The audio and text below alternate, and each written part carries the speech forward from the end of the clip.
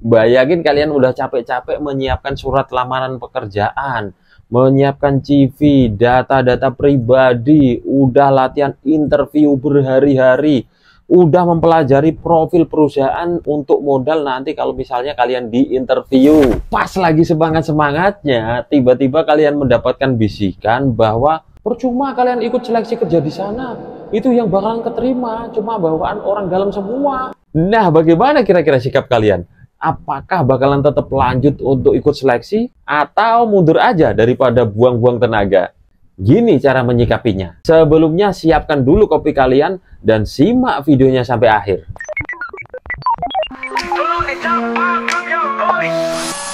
The power of orang dalam alias dekengan orang dalam itu benar-benar menjadi semacam momok bagi para pelamar kerja yang nggak punya dekengan orang dalam alias murni dari hasil seleksi. Karena apa? Bisa aja nih ya hasil seleksinya itu harusnya teman-teman lolos tapi ternyata diserobot sama bawaan orang dalam yang harusnya tidak lolos. Menyebalkan?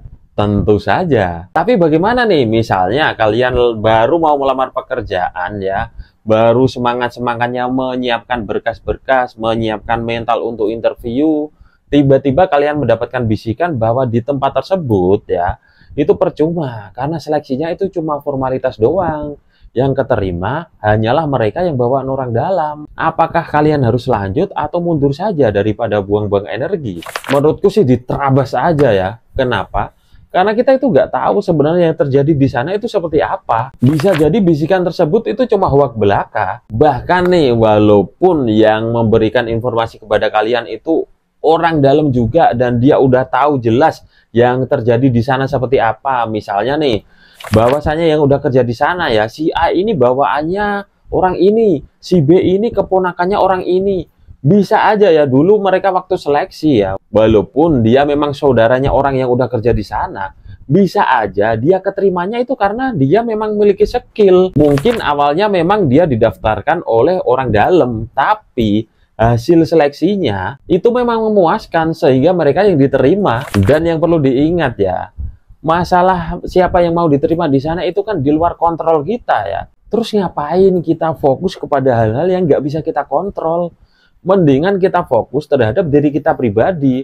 Yang bisa kita kontrol adalah gimana caranya kita menyiapkan diri sebaik-baiknya. Yang bisa kita kontrol adalah gimana caranya kita bisa menunjukkan skill terbaik kita saat kita mengikuti seleksi. Yang penting kita tunjukkan kemampuan terbaik kita ya.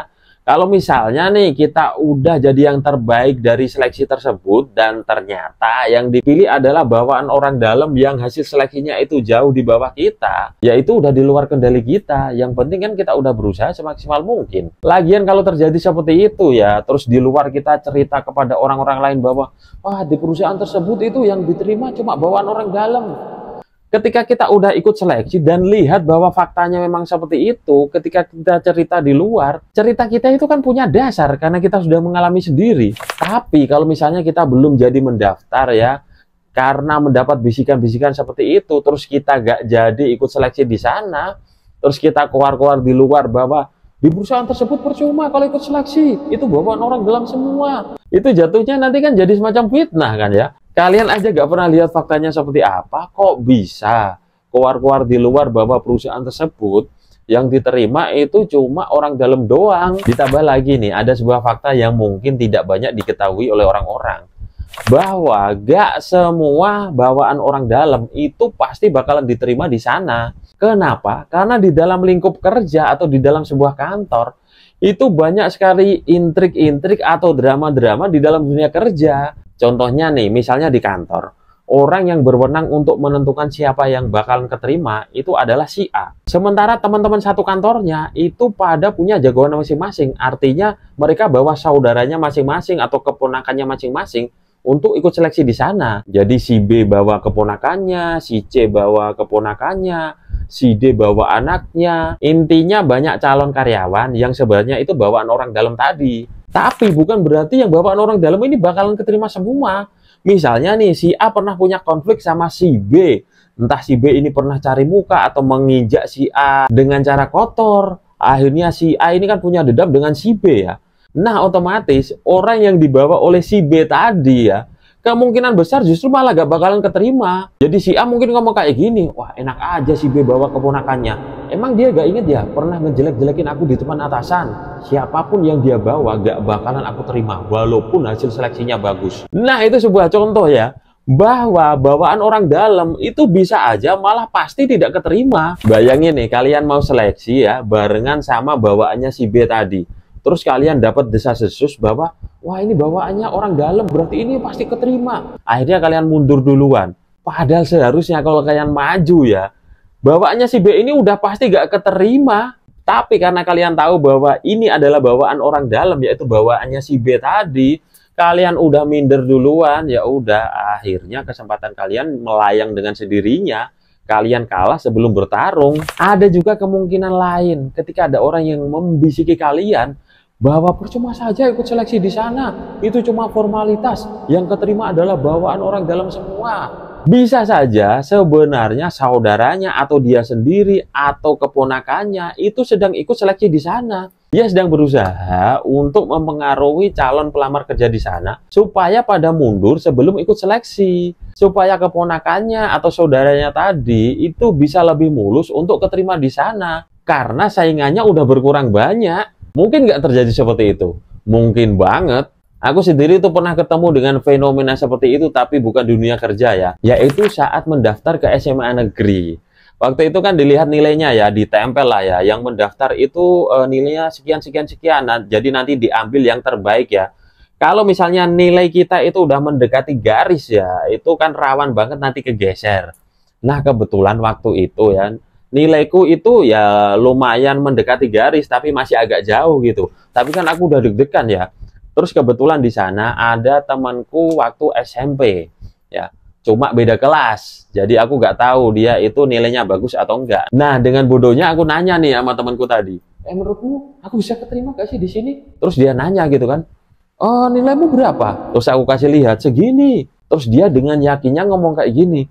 Wah, kalau segitu sih kayak nggak lolos lah. Tadi aja yang daftar nambah sekian orang. Itu nilaimu udah mepet banget. Wah, gak bakalan keterima nih. Mendingan cabut aja. Pindah ke tempat lain. Waduh, aku udah cukup panik ya waktu itu ya. Cukup terpengaruh dengan perkataan temanku tadi. Dan kebetulan ya, pas lagi dia ngisi sesuatu gitu, aku lihat nilainya ya. Dan kalian tahu, ternyata nilainya itu ada di bawahku. Jadi kalau misalnya aku gak keterima di sana, otomatis dia juga lebih duluan tersingkir. Dan dari situ aku sadar bahwa oh ternyata gini permainannya.